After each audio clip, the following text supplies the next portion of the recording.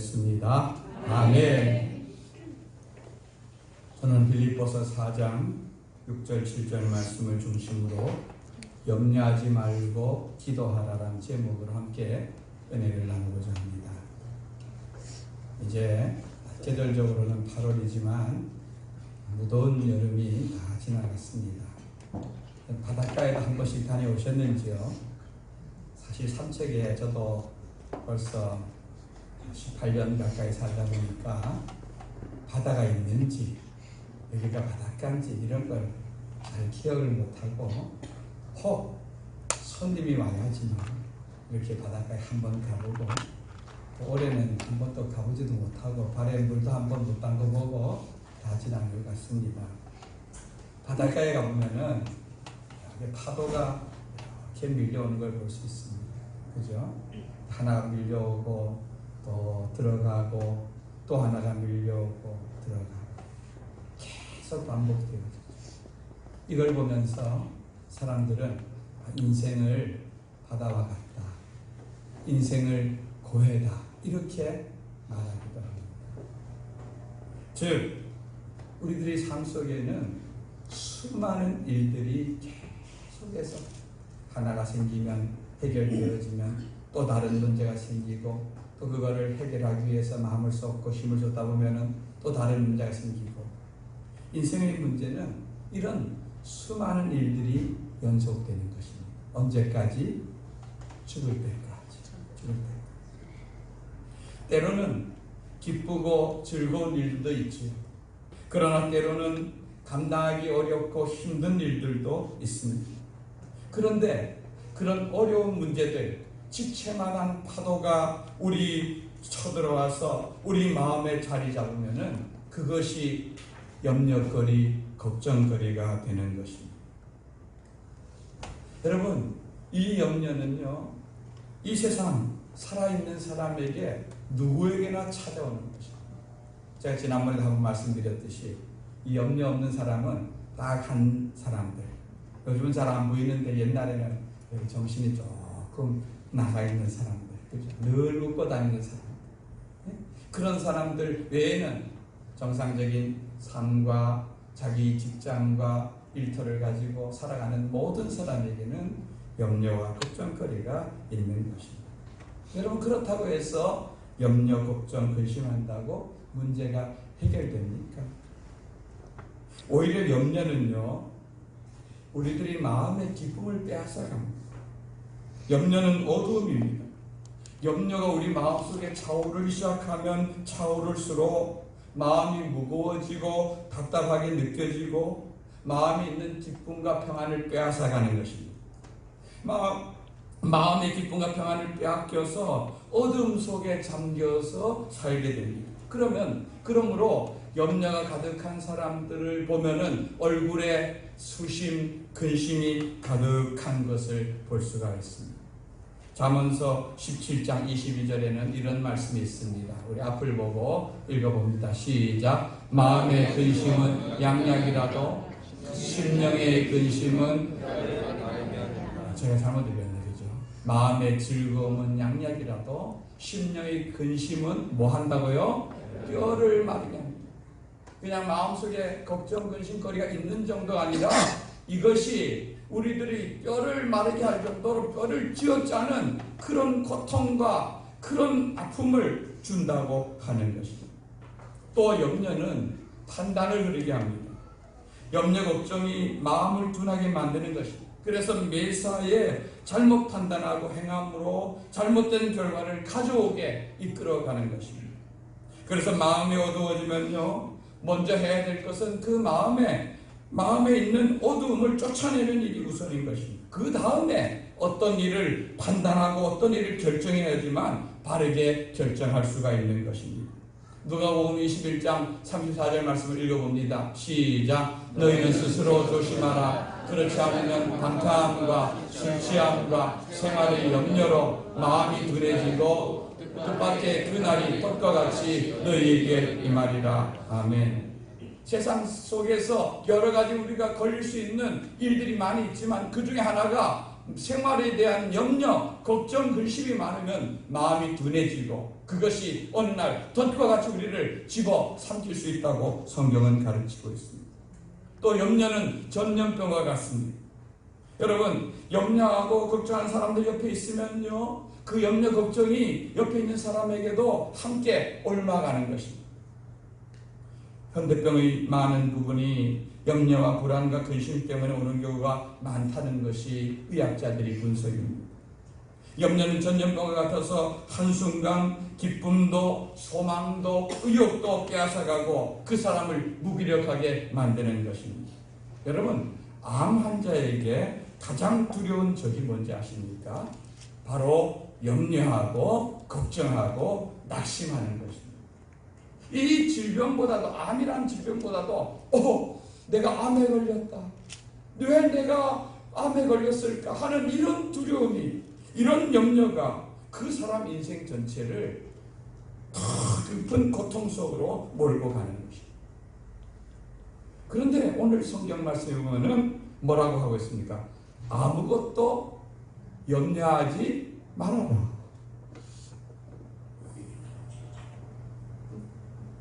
여러분, 염려하지 않는다고 작정한다고 염려가 내 마음을 떠나가면은 우리가 염려할 필요가 없겠죠. 뭐가 걱정이겠습니까? 여러분, 그렇게 해서 우리가 안정을 찾고 평안을 찾을 수 있다면 왜 수면제나 신경안정제나 이런 약이 나오겠습니까? 이 염려가 우리 마음에 달라붙으면요, 이게 잠을 안 오게 합니다. 예? 우리 신경과 모든 삶을 그 문제에 빠뜨려서 온통 그 고통 가운데 삶이 이끌어 가게 되는 것입니다.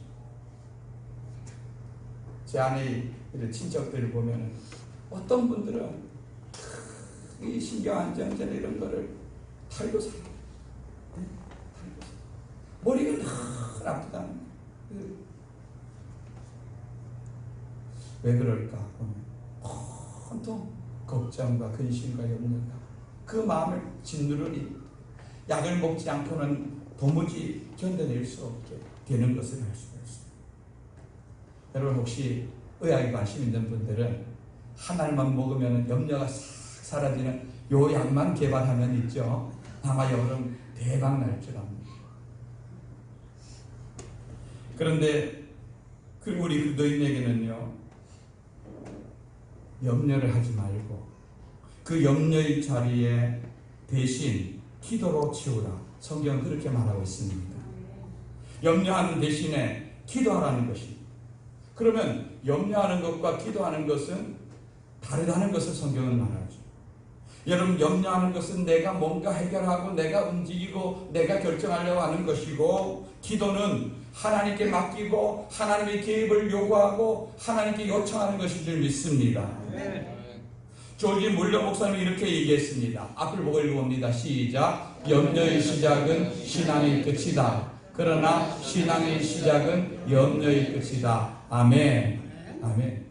조지 물러 목사님이 3,000명이 넘는 그 고아원을 운영할 때, 여러분, 그분이 뭐 뒤에 든든한 세상적인 백이 있어서 했습니까? 모든 일이, 모든 어려움이 있을 때마다 그분은 늘 기도해서 문제를 해결받고 기도로서 그 고아원을 운영하고 하나님 나라를 위해 귀하게 쓰임받은 줄 믿습니다. 그런데 문제는요, 오늘날 그리스도인이라고 하면서 하나님이 주신 이 최대의 특권인 이 기도를 너무 사용하지 않는다는 것입니다. 여러분, 그것은요, 우리가 교만한 일이고 낭비하는 일인 줄 믿습니다. 19세기 미국의 부흥을 주도했던 무디 목사님께서는 이런 얘기를 했습니다. 우리가 천국에 도착하면은 성도들이 꼭 한 가지 후회할 일이 있다. 그것은 천국 창고에 그리스도인들이 만약 청구만 하였더라면 쓸 수 있는 그 자원들이, 기도만 했더라면 우리가 붙들어서 사용할 수 있는 무한대의 능력이 거기 있음에도 불구하고 그리스도인들이 그 능력을 사용하지 않았다는 것입니다. 여러분, 기도는 그리스도인에게 주어진 특권입니다. 믿습니까? 아멘. 여러분, 우리가 하나님의 자녀가 되었다고 모든 것이 그냥 주어지는 것이 아닙니다. 그래서 예수님께서는 우리에게 구하라, 찾으라, 문을 두드리라 이렇게 해서 기도하고 또 기도하고 구할 것을 주님께서는 말씀하셨고, 제자들이 잠자고 피곤한 그들을 야, 좀 깨어서 기도해라, 깨어 있었으면 좋겠다, 계속해서 그들을 깨웠던 것을 볼 수 있습니다. 우리 아는 대로 기도한 예수님은 자기 십자가의 길을 승리하셨지만, 기도하지 못한 제자들은 아무리 그들이 마음에 맹세를 하고 다짐을 하고 해도 그것을 결국 행동으로 옮기지 못하고 실패의 자리로 가고 말지 않았습니다. 우리가 그리스도인으로서 승리하는 삶을 살려면은 기도의 자리에 깨어 있어야지만 할 수 있습니다. 여러분, 저는 확신합니다. 늘 기도하는 사람은 때때로 어려운 시험을 당해도, 세상의 고난과 염려가 밀려와도 기도의 힘 속에서 능히 이겨낼 새 힘을 얻으며 바른 길로 인도되어 갈 것입니다. 성경에 수많은 사람이 등장하지만 저는 늘 말씀드리지만 다윗처럼 인생에 고난이 많은 사람이 누가 있겠습니까? 여러분, 그가 그 많은 고난, 우리가 상상할 수도 없는 그 고통 속에서 이겨낼 수 있는 비결이 뭡니까? 그것은 바로 기도입니다. 우리는 시편을 통해서 수많은 절망과 고난 속에서 그 문제를 가지고 하나님께 나아가는 다윗을 만날 수가 있습니다. 그 기도의 내용을 대부분 살펴보면요, 처음에는 정말 고통과 절망 속에서 나아갑니다. 그러나 그 기도가 끝나고 마칠 때쯤 되면은 그의 마음속에는 평안과 찬송이 넘치는 것을 볼 수가 있습니다. 여러분, 다윗의 시가 구약 성경 시편 150편 가운데 거의 절반 가까이가 다윗의 시지만 그 중에서 가장 대표적인 시가 시편 3편입니다. 우리 한번 구약 성경 805페이지를 찾아보시기 바랍니다. 오늘 말씀을 적어두시고 시편 3편을 찾아보시고, 여러분 성경책에는 어떻게 되어 있는지 몰라도 제 성경책 805페이지입니다. 구약성경 3편에는 제 성경책에 이렇게 파란 글씨로 되어 있는 부분이 있습니다. 1절 앞에 한번 읽어봅니다. 시작. 다윗이 그의 아들 압살롬을 피할 때 지은 시. 뭐라고요? 다윗이 누구를 피할 때에? 압살롬. 압살롬이 다윗하고 어떤 관계라고요? 다윗의 아들이라고요. 여러분, 다윗의 인생에 많은 어려움이 있었지만 어느 날 자기가 그래도 용서해주고 신뢰해주고 했던 그 아들이 아버지를 죽이려고 몇 년 동안 모의를 해서 군사를 다 뺏어가고 이렇게 해서 아버지를 죽이려고 반란을 일으켜서 발에 신도 못 신고 도망가는 그 아버지의 마음이 얼마나 힘들고 어렵겠습니까? 여러분, 이보다 고통스러운 일이 어디 있겠습니까? 그런데 이때에 1절 말씀 보세요. 여호와여, 나의 대적이 어찌 그리 많은지요. 일어나 나를 치는 자가 많습니다. 하나님, 사울도, 내 장인어른이 사울도 나를 죽이려 하고 다른 나라 사람 군인들도 나를 죽이려 하고, 그거는 이해를 해도 하나님 하다 못해 내 아들마저 나를 죽이려 합니다. 아들이 아버지를 죽이려고 지금 칼을 들고 아버지를 쫓아오는 이 실정에서 나는 너무너무 고통스럽고 힘듭니다. 이런 얘기를 합니다. 이전에 보면은 많은 사람이 나를 대적하여 말하기를 그는 하나님께 구원을 받지 못한답니다. 저는 다윗을 하나님이 버렸다. 다윗이 도망갈 때 시므이라고 하는 사울에 속한 친척이 나와서 가거라 이 다윗아, 너가 저주를 받아서 그렇다. 하나님이 너를 버렸다. 온갖 먼지를 날리면서 조롱하지 않았습니까? 그런 얘기가 그 귀에 들려온다. 너는 하나님께 버림받은 자다. 이런 얘기가 들려옵니다. 사람들이 수근거립니다. 그런데 3절에 보면 뭐라 합니까? 그런 상황에서도 다윗의 마음은 누구에게 가 있습니까? 하나님이여, 주는 나의 방패시고 나의 영광이시고 나의 머리를 드시는 자니. 세상 사람들이 나를 머리를 숙이게 하고 나를 정말 하나님께 버림받은 자라 하지만 나는 분명히 믿습니다. 하나님이 나의 구원자이시고 방패가 되시고 나의 머리를 들어주실 자인 것을 나는 믿습니다. 이런 상황 속에서도 그의 초점은 하나님께로 향하는 것입니다. 그리고 4절을 보세요. 내가 나의 목소리를 하나님께 부르짖으니 뭐 한다는 겁니까? 기도한다는 겁니다. 예? 이런 절망적인 상황에서도 하나님 바라보면서 기도하는 다윗을 볼 수가 있습니다. 5절 말씀 우리 다 같이 읽어보겠습니다. 시작. 내가 누워 자고 깨었으니 여호와께서 나를 붙드심이로다. 아멘. 여러분, 지금이 다윗이 어떤 상황이라고요? 자기 아들이 반란을 일으켜서 미처 준비를 하고 편안하게 누워서 자고 일어났다는 겁니다. 왜요? 하나님이 나를 붙들어 주셨기 때문에 내가 흔들리다가도 하나님 붙잡힌 가운데서 편안한 마음을 보낼 수 있는 평안이 나에게 왔다는 것입니다. 6절 말씀, 천만인이 나를 애워신다 할지라도 나는 두려워하지 않는다. 내 아들이 아니라 온 나라와 온 백성이 나를 다 죽인다 할지라도 나는 겁내지 않겠습니다. 왜? 하나님이 나에게 승리를 줄 것을 확신하기 때문입니다. 여러분, 문제가 해결되었습니까? 당장? 아닙니다. 그러나 그의 마음에는 이미 평안이 왔고 승리에 대한 확신이 있고 7절, 8절에는 하나님의 구원의 때를 기다리고 있는, 평안 가운데서 기다리는 다윗을 볼 수 있습니다.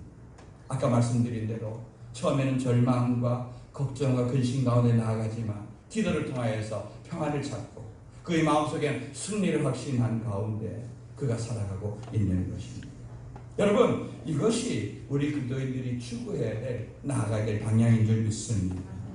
결국 다윗은요, 이 위기를 극복하고 다시 왕위를 찾는 것을 역사 속에서 볼 수 있습니다. 여러분, 이 승리의 밑거름이 뭡니까? 바로 위기 가운데 드린 기도인 줄 믿습니다. 여러분, 그런 기도 속에는요, 감사하라고, 감사가 포함되어야 된다고 성경 가르쳐주고 있습니다. 물론 어려움이 당했을 때 처음에는 그 문제에 사로잡혀서 여러분 감사가 나옵니다. 기도도 제대로 안 나올 겁니다. 그러나 기도하면 할수록 그 기도 속에서 감사거리가 생긴다면은 여러분 그 기도는 응답받을 수 있는 가능성이 많은 기도인 줄 믿습니다. 왜냐하면 감사는요, 우리 마음이 하나님을 향하고 하나님의 응답의 확신 속에서 나오는 것이기 때문에 그렇습니다. 그래서 내가 어떤 어려움과 두려움이 있을 때, 걱정거리가 있을 때 이 문제를 갖고 기도하면서 그 속에서 감사거리를 찾아보시기 바랍니다. 그러면 그 속에 반드시 감사할 것들이 있습니다. 그 감사를 하나님, 이런 어려움이 있지만 이래서 감사합니다. 이래서 감사합니다. 그 감사거리가 많아지면 많아질수록 더 풍성한 은혜로 채워질 줄 믿는 것입니다. 그런데요, 오늘 성경에 보면은 이 기도의 응답은 문제 해결로 먼저 찾아오는 게 아니라 먼저 그 마음에 평강이 찾아온다. 이렇게 성경은 가르쳐주고 있습니다.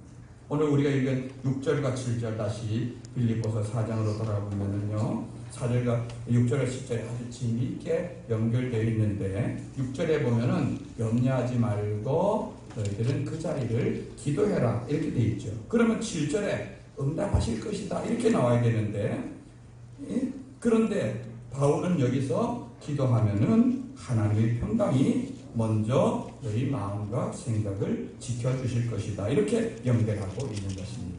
여러분, 염려의 반대말은 평강인 줄 믿습니다. 예. 부활하신 예수님이 제자들을 찾아오셔서 사실 첫 번째 말이 무슨 말입니까? 너희에게 뭐가 있을지어다? 평강이 있을지어다. 샬롬을 다 잃어버린 제자들, 실패에 주저앉아 있는 제자들에게 샬롬을 선포한 것입니다. 예수님은 지금 그들이 지극히 큰 두려움에 있고 염려로 가득 차 있는 것을 알았기 때문에 그렇습니다. 염려와 걱정 가운데 기도의 자리로 나아가 몸부림치다가 하나님 말씀 붙잡든지 아니면 저 마음 깊은 곳으로부터 그 불안과 염려가 사라지고 마음이 평안해진다면은 그 문제는 지금 당장은 해결되지 않았지만 해결받은 줄 믿으시기를 주님의 이름으로 축원드립니다. 이게 성경의 원리. 그래서 당장 문제 해결되지 않았다 해도 내 마음에 기도하면 할수록 어떤 문제에 대해서 평안해지고, 그렇지, 하나님께 해결해 주실 거야, 도와줄 거야, 이런 확신이 서면은 그 문제는 해결된 줄 믿으시기 바랍니다. 구약성경에 보면은 한나라는 여자가 나오죠. 이 여자는 참 남편의 사랑을 많이 받았습니다. 근데 해결하지 못할 문제가 있었습니다. 뭡니까? 아기를 낳지 못하는 것입니다. 이것 때문에 늘 걱정것이 아니에요. 결국 남편은 둘째 부인을 얻었습니다. 거기에서는 꼭두꺼비 같은 아들을 잘 만났습니다. 그러니까 둘째 부인이 첫째 이 남편이 자기는 아이들도 낳고 이러는데 여전히 자기 집의 첫째인 한나를 더 사랑하려 하니까 날마다 그 아이 낳은 유세로 이 한나의 마음을 뒤집어 놓으니까 얼마나 괴롭겠습니까? 저 같은 당장 머리채라도 잡고 그죠? 싸울 것 같은데 한나는 그 문제를 가지고 그렇게 하지 않고 기도의 자리로 나아가는 것이죠. 하나님께 기도합니다. 그것도 짧은 기도 아니라 아주 오랫동안 깊이 기도하는 것입니다.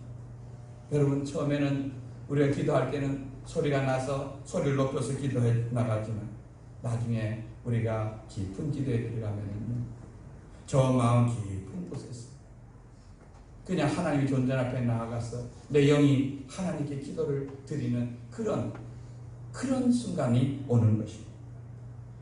온 마음과 온 생각이 오직 주님의 보좌에만 집중되어 있는 것입니다. 그 모습을 그 당시 대제사장인 엘리가 이렇게 보니까 웬 여자가 앉아서 중얼중얼 속으로 하는데 마치 흔들흔들하는 모습이 술 취한 여자 같습니다. 그래서 엘리가 이 여자 보고 한마디 합니다. 야, 이 여자야, 이 대낮에 술 좀 끊어라. 이렇게 얘기합니다. 한나가 대답합니다. 대제사장님, 제가 술에 취한 것이 아니고요. 내 마음에 너무 원통하고 내 마음에 너무 격분한 것을 하나님 앞에 토해내는 기도할 뿐입니다. 여러분 이런 얘기를 들으니까 이 엘리가 얼마나 미안한 마음이 들겠습니까? 그래서 엘리가 축복 기도를 합니다. 여러분 한번 성경을 보고 읽어보겠습니다. 시작. 엘리가 대답하여 이르되 평안히 가라. 이스라엘의 하나님이 내가 기도하기를 구한 것을 허락하기를 원하노라 하니 이르되 당신의 여종이 당신께 은혜 있기를 원하나이다 하고 가서 먹고 얼굴에 다시는 근심짓이 없었더라. 아멘. 여기 마지막 끝에 보면은 얼굴에 다시는 뭐가 없었더라?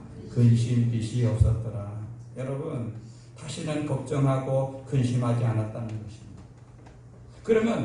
그러면 이렇게 돌아갔을 때에 이미 그럼 그 한나가 임신했습니까? 임신한 얘기는 이게 18절인데 20절에 나옵니다. 그 뒤에 해결됐다는 겁니다. 근데 그 마음속에 먼저 걱정과 근심이 다 없어지고 뭐가 자리 잡았다는 겁니까? 평안한 마음. 엘리가 평안히 가라 했을 때 그는 하나님의 은혜가 나에게 임하기를 원합니다. 그리고 그 마음속에 다시는 걱정, 근심이 없었더라. 근심이 없었더라. 이렇게 말하고 있는 것입니다. 즉 이 사건에서 볼 수 있는 것은 믿음의 기도는 평안으로 먼저 마음의 응답이 오고 그 뒤에 실질적으로 문제가 해결되는 것을 볼 수가 있습니다. 그러므로 우리는 기도할 때에 어떤 염려하고 걱정하는 문제가 내게 있을 때 그것을 기도할 때에 언제까지 기도해야 됩니까? 이 문제 속에서 하나님 내 마음에 평안을 주실 때까지 하나님께 엎드려서 기도해야 될 줄로 믿습니다. 왜냐하면 평안 가운데서 진행하는 그 길만이 하나님을 기쁘시게 하는 길이요 생명의 길이요 바른 길이기 때문인 것입니다. 그래서 사단은요 우리들이 마음과 생각을 공격합니다. 그래서 우리들이 마음과 생각을 바로 지키지 않으면 우리가 믿음의 이 길에서 승리할 수가 없는 것입니다. 그래서 7절 말씀 끝에 보면은 너희 마음과 생각을 지키시리라 이렇게 말하고 있습니다. 이 지킨다는 말은 군인들이 뺑 둘러싸서 호위한다는 이런 군대 용어인 것입니다. 여러분 지금 다윗이 로마에 있지만 군인들이 물론 그가 죄수로서 재판받고 그래서 지키고 있지만 군인들이 그를 지키고 있는 한 어떤 외부에서 그를 죽이려고 하는 세력도 감히 넘보지 못하는 그런 든든함이 되어 있지 않았겠습니까? 이처럼 하나님께서는 성도들이 기도할 때 평강이라는 파수꾼을 우리들에게 보내주어서 염려와 걱정으로부터 성도들이 마음을 지켜주시고 호해주실 줄 믿습니다. 그래서 여러분 마음을 빼앗기지 마시기 바랍니다. 마음의 생각에 사단이 교회에게 동의하지 않도록 평강으로 우리들이 마음이 울타리를 든든히 치시기를 바라는 것입니다. 말씀을 정리합니다. 여러분 중요한 것은 기도가 얼마나 중요한가를 아는 것이 아니라 실제로 기도하는 것입니다. 여러분 이제 가을이 시작되었습니다. 더운 여름이 가고 우리 여러 가지 형편으로 분주했던 마음들 다시 이 가을에 기도의 무릎을 꿇기를 원합니다. 요즘 기도할 제목이 참 많이 있습니다. 교회적으로, 사회적으로, 우리 여러 개개인도 기도할 제목이 없는 사람 누가 있겠습니까? 그죠? 그런 기도를 하시기 바랍니다. 저는 요즘 가장 큰 기도 제목이 교회 기도 제목이, 우리 한 2년 전에 서울에 있는 전영근 장로교회 분이 우리 교회의 땅을 한 1,100평 정도 기증해 주었습니다. 그런데 좀 저희들이 이것을 교회 다른 용도로 쓰겠습니까? 선교를 위한 목적으로 쓰려고 장로님하고 의논을 하고, 우리는 아직 선교사님 파송도 안 했는데 천천히 이제 처리하면 되겠다 생각했는데, 장로님이 전화를 해서 9월 안으로 처분해 달라고, 자기는 갖고 있는 게 너무 부담되고 그런다고, 이렇게 해서 기도가 우리가 문제가 발등 앞에 떨어졌습니다. 그래서 저는 매번 기도할 때마다 1번이 하나님 빨리 이 문제 9월 안으로 해결하도록 도와주세요. 기도하고 있습니다. 여러분도 함께 기도해 주시기 바랍니다. 그리고 여러분들이 지금 여러분 주변에 있는 분들을 자꾸 소개하고 알게 하고 이러는데, 함께해서 이 문제가 9월 안까지 해결되도록 힘써 주시기를 부탁드립니다. 그리고 어제 우리 그 밴드라고, 여러분 좀 나이 젊으신 분들은 알지만 우리 삼척시 기독연합회 그 밴드에 있는데 누가 글을 올렸습니다. 거기 보니까 지금 삼척시 의회에서 인권 조례안을 상정해 놓았다 합니다. 여러분, 조례라는 것은 각 지방자치대나 자치제나 아니면은 시도 이런 데서 그걸 가지고 그 나라를 아니면 시를 이끌어가겠다는 그런 기본적인 법률인 것입니다. 그런데 얼마 전에 경기도지사인 이재명 씨가 그 경기도를 조례안을 통과시켜서 뜨더니 이제 그 이하에 있는 시 또 군 이런 데서도 그것을 통과시키려고 시도하고 있는 것입니다. 이게 만약에 통과되어진다면, 여러분, 우리가 지금 우리나라에서도 헌법을 개정을 하려고 얼마 전에 움직이다가 국민들이 저항에 부딪혀서 그걸 못하고 있는데, 지금 헌법에는 양성이 평등하다 이렇게 되어 있습니다. 여러분, 우리나라 지금 인권이 얼마나 많이 개선되어지고 무슨 다른 법이 필요합니까? 그런데 지금 인권 이 제정을 하는 이유는 딱 하나의 목적입니다. 양성이 아니라 성평등이라는 말을 넣고 싶은 것입니다. 그럼 이 성평등과 양성평등이 뭐가 다른가? 양성이란 말은 남성과 여성을 말합니다. 그러면 성평등이란 말은 남성, 여성 외에 다른 성이 있다는 걸 말하는 거예요. 제3의 성, 트랜스젠더라든가 이런 게이라든가 이런 문제가 있다는 것을 말하는 것입니다. 여러분, 이것이 통과되어지면 어떤 문제가 생기는지 아십니까? 만약 남자와 남자가 삼척시에 가서 이걸 통과시키면은 삼척시에 와서 남자와 남자 결혼한다 이러면 막을 방법이 없는 것입니다. 왜요? 모든 성이 다 평등하니까요. 그러면 그들이 부부가 되어지고 거기에 대한 지원을 정부에서 부부가 받는 모든 혜택과 지원을 다 하는 것입니다. 그렇게 해서는 안 되지 않습니까? 이게 하나님의 법칙에서도 잘못되고 지금 무너져는 가는 것인데, 이것의 시작이 이 인권조례안이 통과되는 것입니다. 그런데 이것에 대해서 오늘까지가 시민들에게 이 문제를 조례안을 통과하는데 여론이 어떠한가 하는 것을 그분들이 알고 하는 그런 기간이 오늘까지. 이게 불과 한 일주일도 안 주고 이 일을 이제 진행하려고 하는 거예요. 만약 이 문제가 미리 사실 우리가 의회나 이런 데 일에 잘 관심을 갖지 않지 않습니다. 그들이 당연히 우리가 뽑았으니까 삼척시를 잘 이끌어가겠지 이렇게 믿는데, 이런 일들을 알고 하는지 모르고 하는지 몰라도 이런 일을 지금 시도하고 있는 겁니다. 여러분, 제 광고 시간 좀 더 자세하게 말씀드리겠지만 이런 것은 우리가 기독교인들이 나서서 막아야 돼요. 그들에게 바르게 시를 이끌어갈 수 있도록 해야 되는 줄 믿습니다. 우리에게는 염려, 걱정, 근심거리가 많이 있지만 이걸 기도하고 믿음으로 이겨내 승리하는 그리스도인들이 되기를 주님의 이름으로 축원드립니다. 아멘. 이 시간 우리 말씀 붙잡고 한번 기도하기만 하는데요. 여러분 마음속에도, 여러분의 삶 속에도 걱정하고 염려하는 생각들이 많이 있죠. 여러분 그 염려거리, 걱정거리를 기도로 바꾸시기 바랍니다. 하나님이 그 일에 개입하실 수 있도록 여러분 하시길 바랍니다. 그리고 하나님이 도우심으로 평안을 찾고 하나님께서 이 문제 가운데 개입하셔서 이끌어가시는 살아계신 하나님을 경험하길 원합니다. 우리 한번 내 문제를 하나님께 올려드립니다 하고 간절한 마음으로 한 2, 3분간 기도하기 원합니다. 살아계신